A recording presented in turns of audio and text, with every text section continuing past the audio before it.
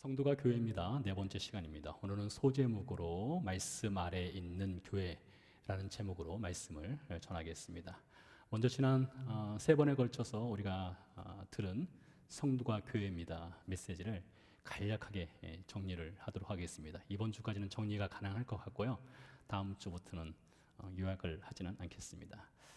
예수님은 교회 건물주가 아니시죠? 예수님은 당신은 그리스도시요 살아계신 하나님의 아들이십니다라는 신앙 고백 위에 예수님께서 예수님이 주인 되시는 예수님의 성도, 즉 교회를 세우셨습니다. 그러므로 성도들의 모임인 교회 공동체는 목사나 어떤 특정인이 주인이 될 수도 없고 되어서도 안 됩니다. 오직 예수님만이 교회의 주인이십니다.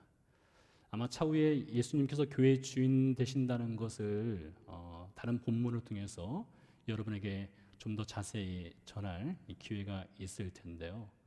여러분, 예수님이 주인 된다고 하는 것은 예배 시간만이 주인이 아니라 어떤 특정 장소에서만 예수님이 주인이 아니시라 24시간 7일 360일 우리 삶의 모든 부분에 있어서 예수님이 주인 되신다는 것이죠.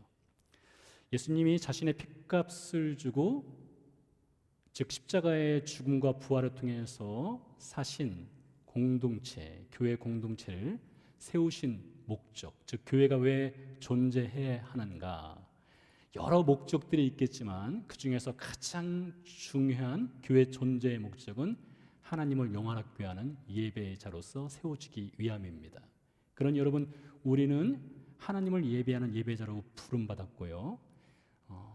이 시간에 하나님의 영광의 임재 가운데서 우리는 하나님을 예배하는 것입니다. 아담과 하와가 타락한 이후에 하나님께서 아담과 하와를 에덴 동산에서 추방을 했습니다. 그리고 두루 두는 불칼과 그룹들을 동원해서 에덴 동산으로 들어오는 길을 완전히 차단했습니다. 그런데 그 차단한 가운데 유일하게 하나님과 죄를 지은 인생이 소통할 수 있는 길을 열어 놓으셨습니다. 그것이 바로 예배입니다.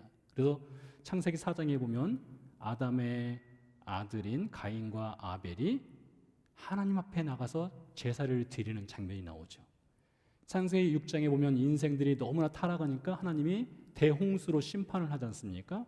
홍수 심판이 끝나고 나서 창세기 8장으로 가면 노아가 방주에서 나와서 첫 번째로 한 것이 스테이크 먹은 것이 아니라 하나님께 예배를 드렸습니다. 창세기 12장으로 가면은 아브라함을 하나님께서 갈대아 우르에서 불러서 하나님이 지시하신 땅 가나안 땅으로 들어가게 하시죠. 가나안 땅으로 들어온 아브라함이 제일 먼저 한 것이 무엇일까요? 마찬가지로 예배였습니다. 출애굽을 한 이스라엘 백성이 홍해를 건너서 첫 번째로 광야에서 한 일 역시 예배였고, 가나안 땅으로 들어가서 첫 번째로 한 것 역시 예배였습니다.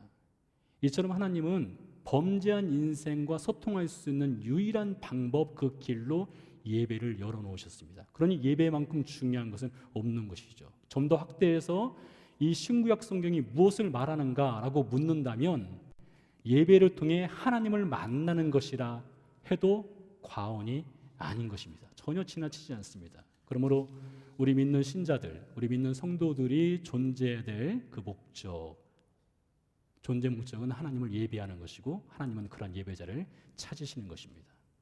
지난주에 우리는 예루살렘 교회가 세워지는 것에 관련된 말씀을 들었습니다. 예루살렘 교회가 세워지게 된 것은 여러 프로그램에 의해서 예루살렘 교회가 세워진 것이 아닙니다. 구제를 통해서 예루살렘 교회가 세워진 것이 아닙니다. 기도를 통해서 세워진 것도 아닙니다. 말씀 공부를 통해서 세워진 것도 아닙니다.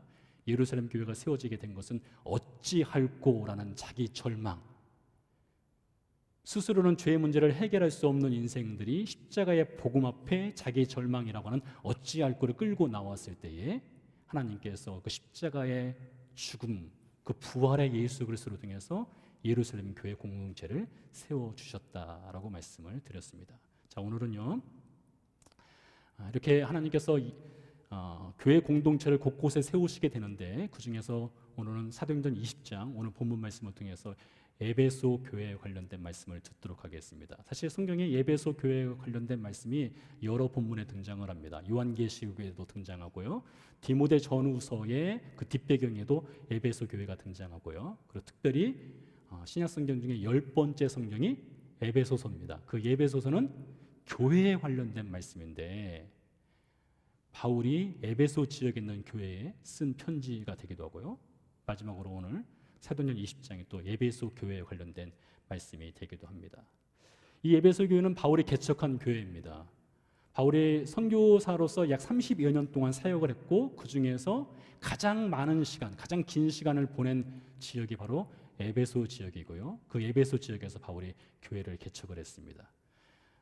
바울이 이렇게 그 에베소 지역에서 교회를 개척한 후에 3년 동안을 목회자로서 사역을 하고 다른 선교지로 떠나게 됩니다. 떠났다가 성령의 인도하심을 받아서 그가 예루살렘으로 올라가는 중에 에베소 장로들, 즉 에베소 교회 리더십을 청하여서 말씀을 듣는, 말씀을 전하는 장면이 오늘 장면이 되겠습니다. 말씀을 전하는 장소는 밀레도라고 해서 에베소에서 남동쪽으로 약 30마일 떨어진 오늘날 터키에 있는 한 항구 도시가 되겠습니다. 그곳에서 바울이 에베소 교회 리더십을 불러서 마지막 고별 인사, 앞으로 다시는 볼 수 없는 그들에게 전하는 아주 묵중한 메시지를 지금 전하고 있는데요. 그 중에서 26절, 27절 말씀을 읽어드리겠습니다. 그러므로 오늘 여러분에게 증언하거니와 모든 사람의 피에 대하여 내가 깨끗하니 이는 내가 꺼리지 않고 하나님의 뜻을 다 여러분에게 전하였음이라. 이 구절에서 바울은요, 증언이라는 단어를 선택하여서 사용을 했습니다. 증언. 이 증언이라고 하는 단어는 법정 용어인 것 우리가 알고 있습니다. 그래서 바울은 마치 자신이 하나님의 법정 앞에 자신이 서 있는 듯한 그런 마음 자세를 가지고 하나님의 말씀을 증언하고 있는 것입니다. 그러면서 바울이 이렇게 말합니다. 나는 모든 사람의 피에 대하여 깨끗합니다. 나는 모든 사람의 피에 대하여 깨끗합니다. 왜 바울이 이런 말을 할까요? 아마 바울은 이 말을 하면서 구약 성경에 하나님의 에스겔 선지자를 불러서 주신 한 장면을 그는 떠올렸을 것입니다. 그 장면은 에스겔서 33장인데요. 하나님께서 에스겔 선지자를 불러서 너는 내가 이스라엘 백성을 위한 파수꾼으로 내가 너를 세웠다, 이렇게 말씀을 하셨습니다. 여러분, 파수꾼은 성을 지키는 사람이죠. 망대 위에 올라가서 보초를 서는 사람입니다. 그래서 적군들이 쳐들어오게 되면 파수꾼이 나팔을 불어서 성내에 있는 사람들에게 적군들이 지금 쳐들어오고 있으니 빨리 대비를 하든지 도망가든지 하라고 하는 그런 신호를 보내는 사람이죠. 그래서 하나님께서 에스겔 선지자를 이스라엘의 파수꾼으로 세우시면서 그에게 들려준 메시지가 있는데요. 에스겔서 33장 8절 말씀입니다. 가령 내가 악인에게 이르기를 악인아 너는 반드시 죽으리라 하였다 하자 네가 그 악인에게 말로 경고하여 그의 길에서 떠나게 하지 아니하면 그 악인은 자기 죄고로 말미암아 죽으려니와 내가 그 피를 네 손에서 찾으리라 하였습니다.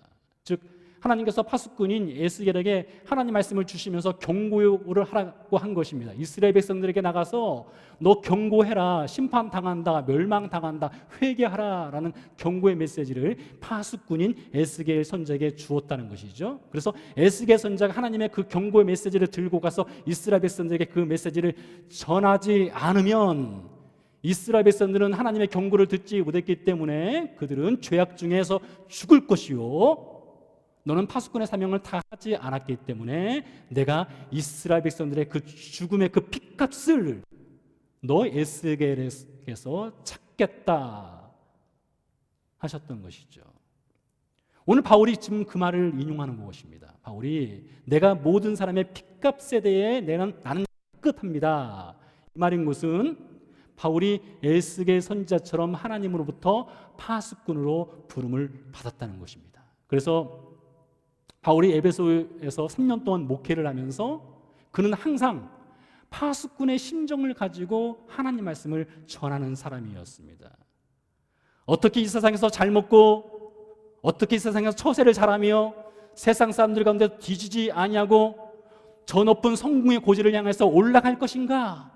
그것을 전하는 것이 아니라 하나님의 마음과 하나님의 사랑과 하나님의 경고의 메시지를 파수꾼의 심정을 갖고 전했다는 것입니다. 어떻게 해요? 내가 꺼리지 않고, 내가 꺼리지 않고. 다시 한번 번역을 하면 내가 이 하나님의 말씀을 축소하거나 말씀에 MSG를 치거나 믿음의 물을 타서 말씀을 전한 것이 아니라 가공하지 아니한 하나님의 뜻, 그 원뜻을 그대로 원액 그대로 전했다, 이 말씀입니다. 오늘 이 말씀이 예수님이 주인 되시는 교회 공동체인 우리 새소망 교회 공동체뿐만 아니라 이 지상에 거하는 모든 교회 공동체에게 전해주는 메시지가 있습니다. 그것은 무엇입니까?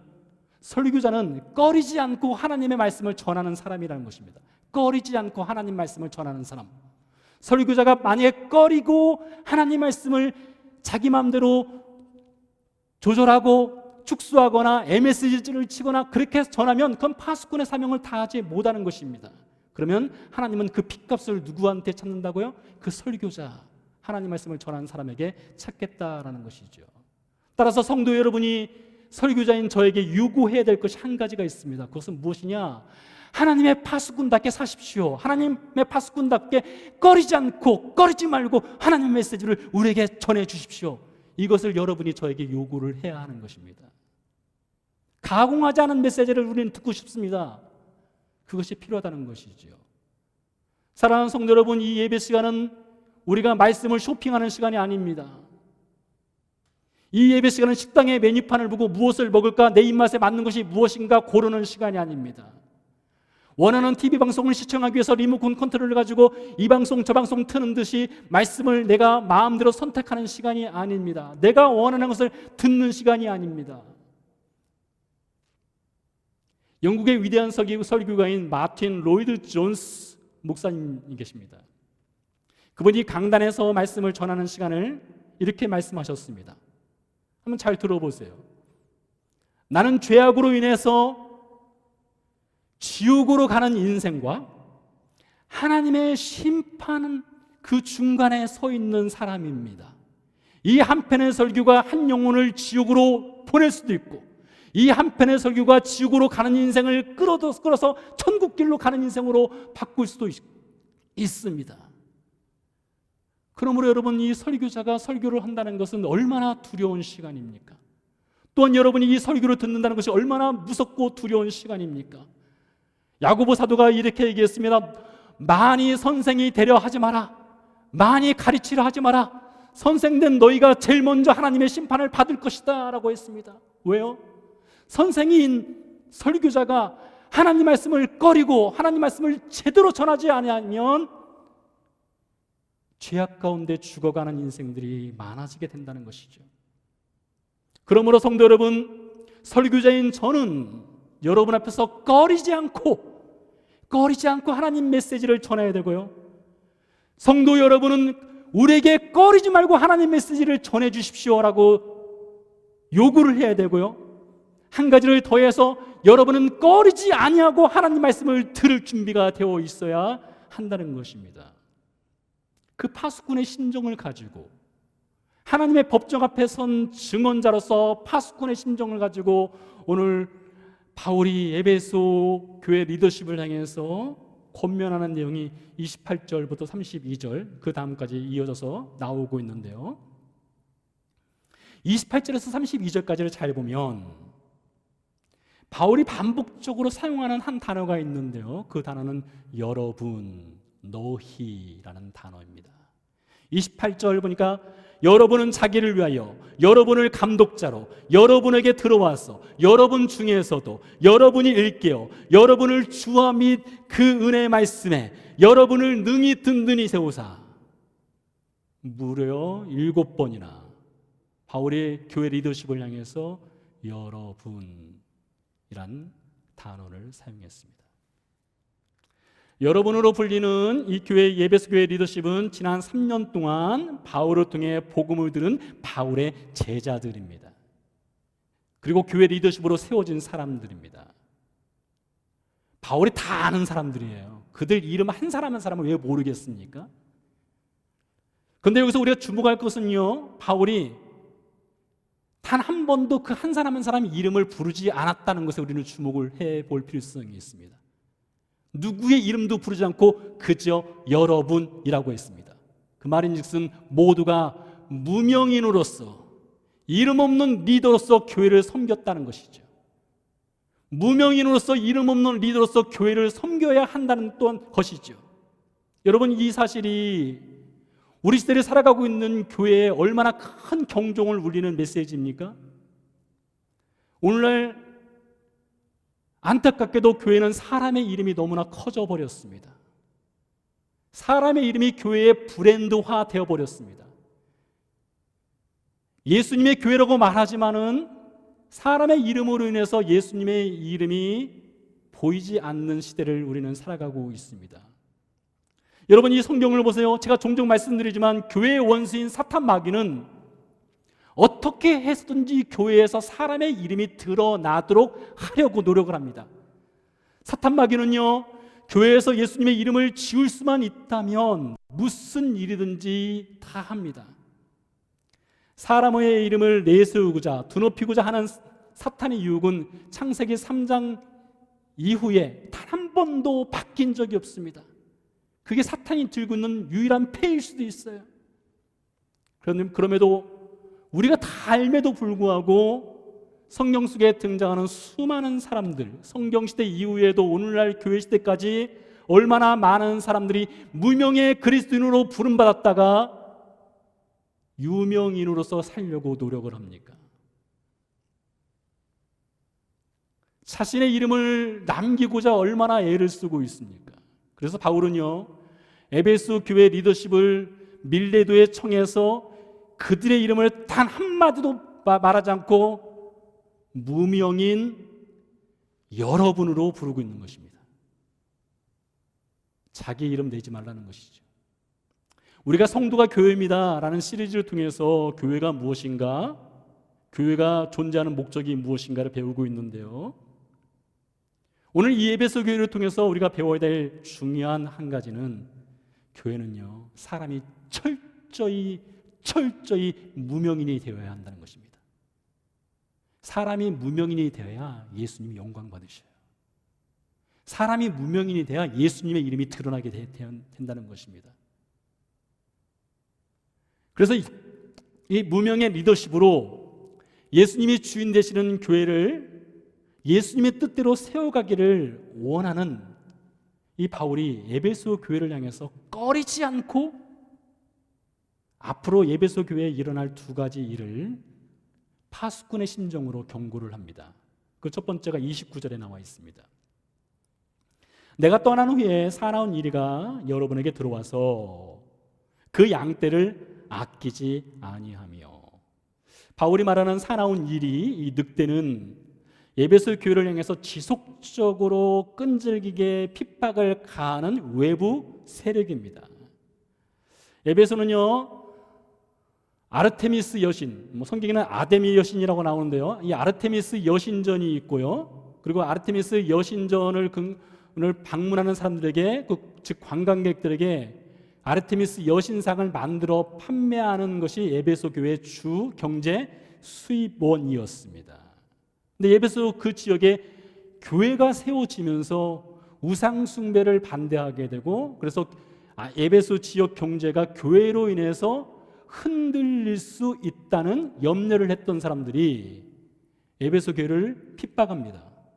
여러분, 이 말씀이 생소하시다면 성경을 안 읽는 것입니다. 이것은 사도행전 19장에 나와 있는 이야기입니다. 그래서 에베소 교회를 향해서 예부에서 핍박이 사도행전 19장에서 있었다는 것을 기록을 하고 있고요, 또한 요한계시록 2장에 보면 에베소 교회를 향해서 예수님께서 말씀을 주시면서 니골라 당이란 이단을 언급을 합니다. 이 니골라 당의 이단이 에베소 교회에 들어와서 이단 사상을 퍼뜨리게 되는데, 이 니골라당은 어떤 이단 사상을 갖고 있었느냐? 예수님을 믿고 구원받았으니 이제부터는 죄로부터 완전히 자유케 되었다. 죄로부터 자유케 되었으니 이제부터는 마음껏 죄를 누리면 살아도 하나님의 은혜로 덮어주신다. 이게 니골라당이 갖고 있었던 이단 사상이었습니다. 오늘날 기독교 대한복음 침례회회, 다른 말로 구원파라고 하죠. 구원파가 갖고 있는 이단 사상과 매우 흡사한 이단을 사상을 갖고 있었던 것이 니골라당이었습니다. 그래서 에베소 교회를 향해서 이단이 들어와서 침투하고요, 또 외부에서 사람들이 핍박을 하게 되는데 에베소 교회가 그것을 어떻게 대처했을까요? 요한계시록 2장 2절 3절 말씀을 읽어드리겠습니다. 이 말씀은 에베소 교회에 준 메시지입니다. 내가 네 행위와 수고와 네 인내를 알고 또 악한 자들을 용납하지 아니한 것과 자칭 사도라 하되 아닌 자들을 시험하여 그의 거짓된 것을 내가 드러낸 것과 또 네가 참고 내 이름을 위하여 견디고 게으르지 아니한 것을 아노라. 한마디로 잘 이겨냈습니다. 외부에서 이렇게 핍박이 있을 때에 에베소 교회가 그것을 잘 견디고 이겨내었다는 것이죠. 예수님 시대 이후부터 로마가 기독교를 국교로 삼았던 330년경까지 약 300년 기간 동안에 많은 핍박을 교회가 외부로부터 당했습니다. 그런데 그 어떤 외부로부터 오는 핍박도 교회 공동체를 와해시키지는 못했어요. 왜요? 예수님이 약속하셨죠.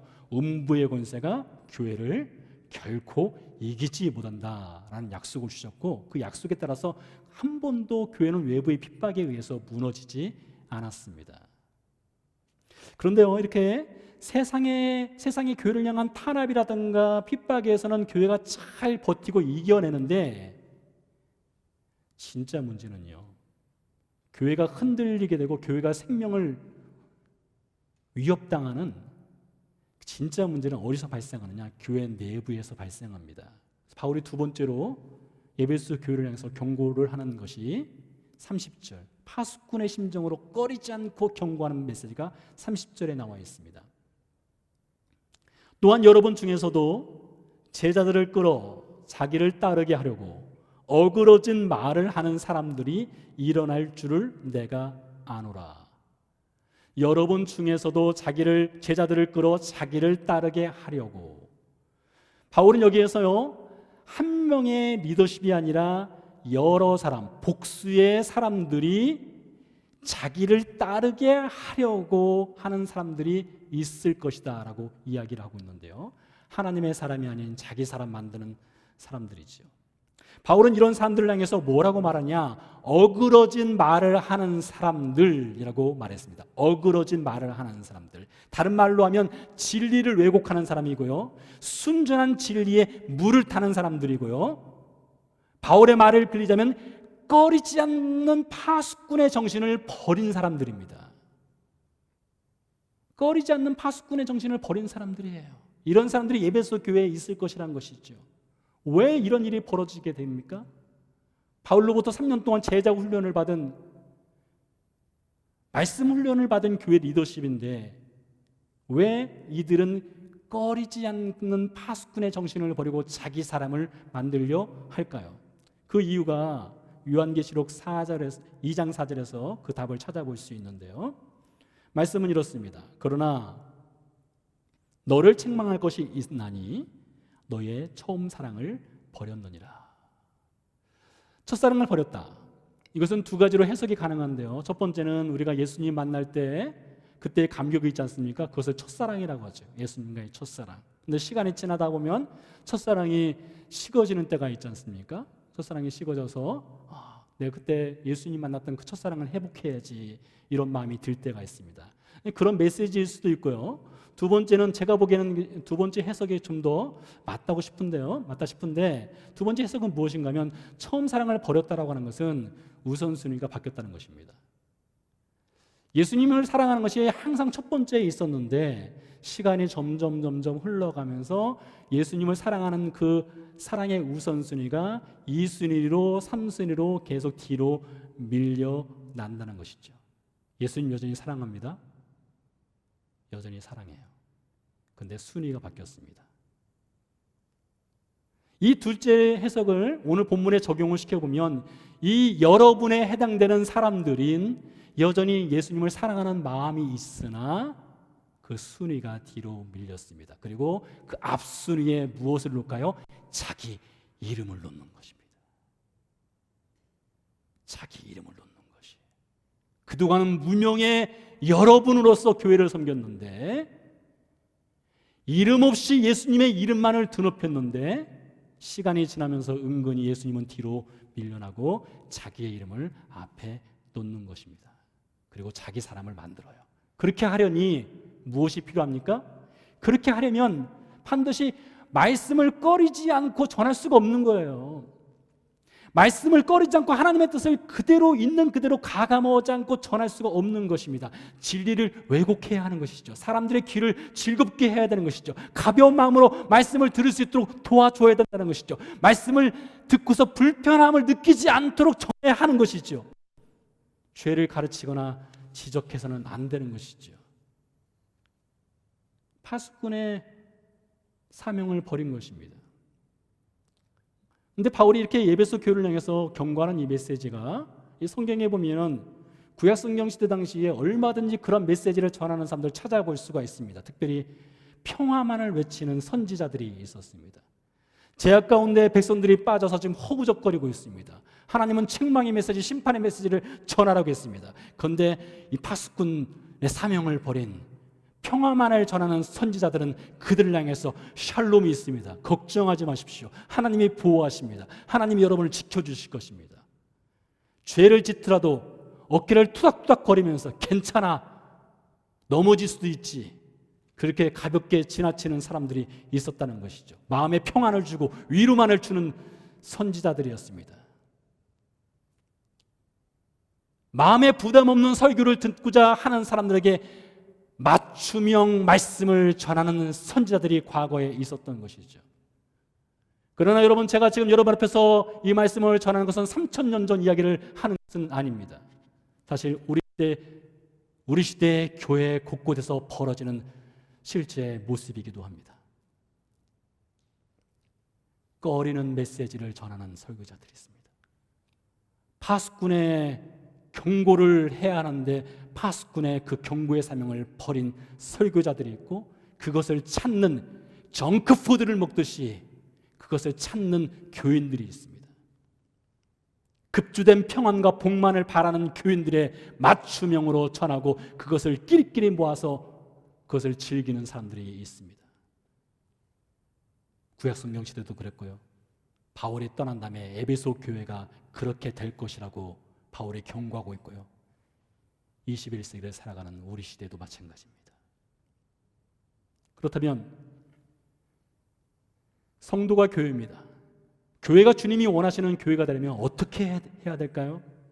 어떻게 하면 우리가 구약 성경 시대 당시 그 샬롬만을 전하던 그 거짓 선자에 빠지지 아니하고, 어떻게 하면 에베소 교회의 그 무명의 여러분이 유명인이 되고자 했던 그것으로부터 우리가 벗어나고 안전하게 하나님께서 원하시고 기뻐하시는 교회의 모습을 갖춰 나갈 수 있을까요? 31절입니다.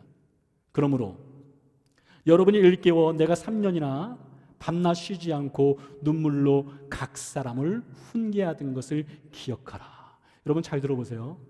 바울이 기억하라 했는데요, 이 말씀은 바울이 나를 기억하라, 나를 잊지 마라, 이것이 아닙니다. 내가 떠나지만 나 잊지 마세요, 이걸 말하고자 한 것이 아니라요, 바울이 말한 이 메시지는 나는 이때 내가 전한 메시지, 말씀은 꼭 기억해라, 이겁니다. 바울이 무엇을 전했습니까? 21절 말씀 보니까요, 유대인과 헬라인들에게 하나님께 대한 회개와 우리 주 예수 그리스도께 대한 믿음을 전했습니다. 24절 말씀 보니까 하나님의 은혜의 복음을, 27절 말씀 보니까 꺼리지 않고 하나님의 뜻만을 전했습니다. 그래서 에베소 교회가 붙잡고 되살려야 될 것은, 기억해야 될 것은 바울이 아니라 바울이 전한 그 메시지, 그 말씀을 기억하고 붙들어야 한다는 것이죠. 여러분, 저는 올해로서 예수님을 믿은 지 34년째가 됩니다. 지난 34년 동안 수없이 많은 말씀을 들었습니다. 수를 헤아릴 수가 없죠. 그런데 머리가 좋지 않아서 그런지 딱히 기억나는 말씀이 별로 없어요. 거의 없습니다. 아주 단편적으로 조각적으로 기억하는 메시지밖에 없습니다. 사실 제가 여러분 앞에서 아마 이번 주가 20번 넘게 한 22, 번 정도 말씀을 전한 것 같은데요, 제가 22, 번 말씀을 전했지만 제가 스스로 제가 전한 메시지조차도 사실 제가 기억하는 것 별로 없습니다. 그런데 여러분, 이 하나님의 말씀이라고 하는 것은요, 일종의 밥과도 같습니다. 제가 34년 동안 말씀을 무엇을 들었고 무엇을 전했는지는 잘 기억하지 못하지만 제가 밥은 잘 먹었던 것 같습니다. 매일매일 빠짐없이 밥을 먹은 것 같아요. 그러니까 살아있으니까 지금까지 제가 이렇게 숨쉬고 있지 않겠습니까? 밥을 먹었으니까요. 근데 제가 어떤 밥을 먹었는지, 어떤 반찬을 먹었는지 제가 일일이 적지도 않고 기억하지도 않습니다. 제가 데이트할 때 안양에 있는 그 안양 1번 가랑에서 지금의 아내인 저와 수제비 먹었던 기억, 제가 군에 있을 때 보리밥 먹었던 기억, 아주 단편적으로 먹었던 것은 기억하지만 제가 34년 동안 꾸준히 무엇을 먹었는지는 거의 하지 못합니다. 그러나 먹은 것만은 분명합니다. 말씀이 바로 그와 같습니다. 여러분 중에는 이렇게 오늘 말씀을 듣고 교회 본당을 나가면서 오늘 말씀 뭐였지? 이러시는 분들 있을 겁니다.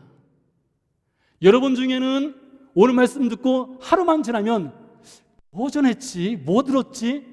그러시는 분들 있을 겁니다. 그것이 사실 반복되는 것이죠.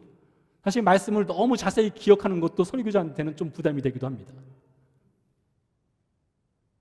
근데 분명한 것은요, 말씀을 계속해서 반복해서 들었다는 것이 매우 중요하고 분명한 사실입니다.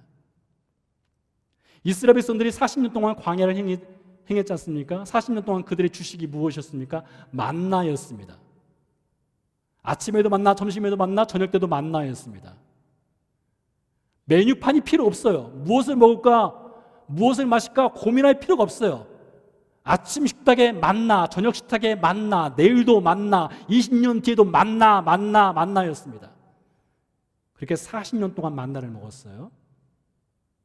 근데 여기에 중요한 메시지가 있어요. 신명기 8장 3절 말씀을 읽어드리겠습니다.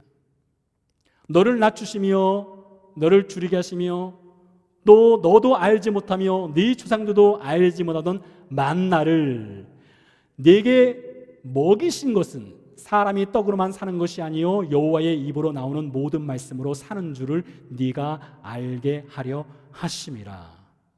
자, 그러니까 이 말씀을 통해서 하나님이 무엇을 말씀하시는가 하면 이스라엘 백성의 기억 주머니에 40년 동안 무엇이 담겨지게 했는가 하면 우리가 만나를 먹었어. 그 만나는 하나님께서 우리에게 주신 것이야. 이것을 머릿속에 기억하도록 하셨다는 것이죠. 그것이 이스라엘 백성의 몸에 배어 있는 것입니다. 그와 같이 성도는요, 내가 이번 주에 말씀을 들은 것을 내가 꼭 기억을 해야지, 꼭 기억해야지. 그것도 신앙생활인데 도움이 되고 좋은 자세이겠지만 성도는요, 매일매일 말씀을 먹어야 한다는 것이 중요한 것입니다. 누가 말씀을 전했느냐, 그것보다 더 중요한 것은 내가 말씀을 매일매일 먹고 있느냐, 그것이 중요한 것입니다. 그래서 여러분, 요즘 보니까 다이어트를 참 많이 하시는데요, 다이어트를 다 하시되 말씀 다이어트나 말씀 금식을 해서는 절대로 안 되는 것입니다. 에베소 교회에 주는 메시지가 그거예요. 나는 떠나지만 나를 기억할 필요는 없지만 내가 전한 메시지를 전해라, 기억해라. 그 말씀은 매일매일 말씀으로 살아라, 이것이지요. 이어서 보겠습니다. 32절 말씀입니다. 지금 내가 여러분을 주와 및 그 은혜의 말씀에 부탁하노니 그 말씀이 여러분을 능히 든든히 세우사 거룩하게 하심을 입은 모든 자 가운데 기업이 있게 하시리라. 32절도 마찬가지입니다. 바울이 전하는 것은 나도 기억할 필요 없고 여러분이 되는 교회 리더십도 기억할 필요도 없고 기억해야 될 것은 말씀을 기억해야 된다. 그래서 바울이 얘기하는 것입니다. 너희 자신을 하나님 말씀 아래에 놓아야 한다. 그래서 그 말씀이 여러분을 든든하게 세울 것이다. 이렇게 이야기하는 것입니다. 말씀 아래 우리가 있을 때에 하나님께서 그 말씀을 통해서 우리의 신앙을 든든하게, 교회를 든든하게 세워줄 것이다 하시는 것이죠. 여러분, 하나님 말씀은 살아 운동력이 있습니다.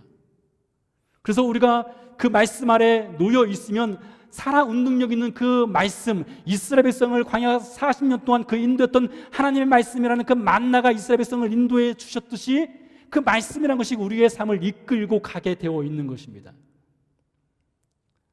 최근 몇 년 사이에요, 한국교회가 말씀으로 돌아가자, 다시 복음으로 돌아가자라는 운동을 펼치고 있습니다. 여러분, 유튜브 동영상을 보면요, 최근 몇 년 사이에 말씀 읽기 운동과 관련된 동영상들이 홍수처럼 쏟아져 나오고 있습니다. 왜 그렇습니까? 왜 이런 일이 벌어지고 있을까요? 그동안 교회 성장을 위해서 많은 노력을 기울였습니다. 교회 성장을 일으키기 위해서 프로그램도 많이 동원하고요. 그래서 교회가 어느 정도 성장하게 되는 결과를 맞이했습니다. 그런데요, 코로나 시기를 맞이하면서 교회가 깨달은 것이 한 가지가 있습니다. 무엇인가 하면, 교회를 냉정하게 평가를 해보니까 교회가 그동안 성장은 이뤘는데 교인 수는 늘어났는데 신자가 없는 겁니다. 여러분, 이것이 얼마나 무서운 사실입니까? 교회의 교인 수는 늘어나고 헌금은 늘어나고 무엇인가 교회가 되는 것 같았는데 신자가 없는 거예요.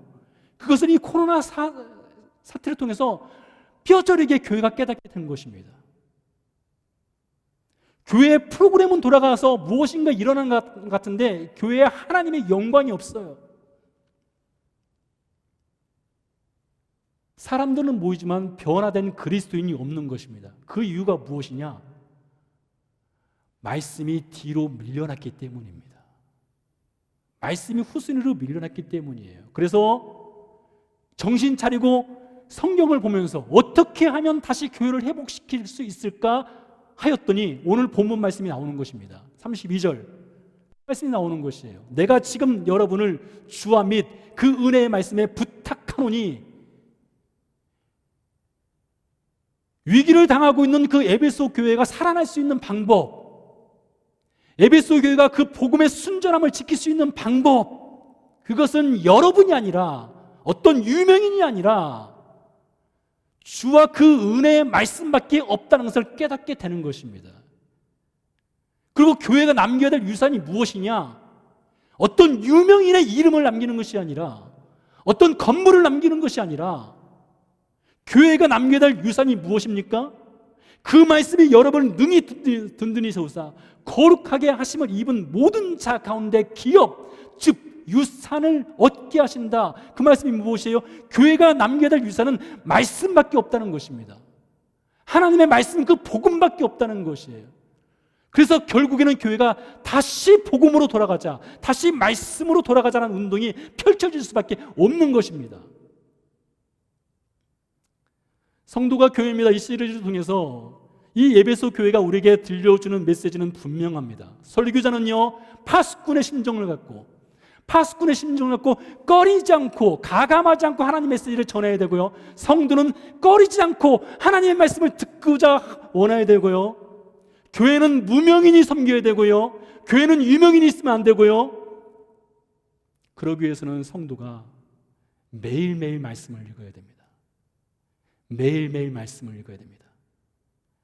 매일 말씀의 만나가 여러분과 제 식탁 위에 끊임없이 있어야 하는 것입니다.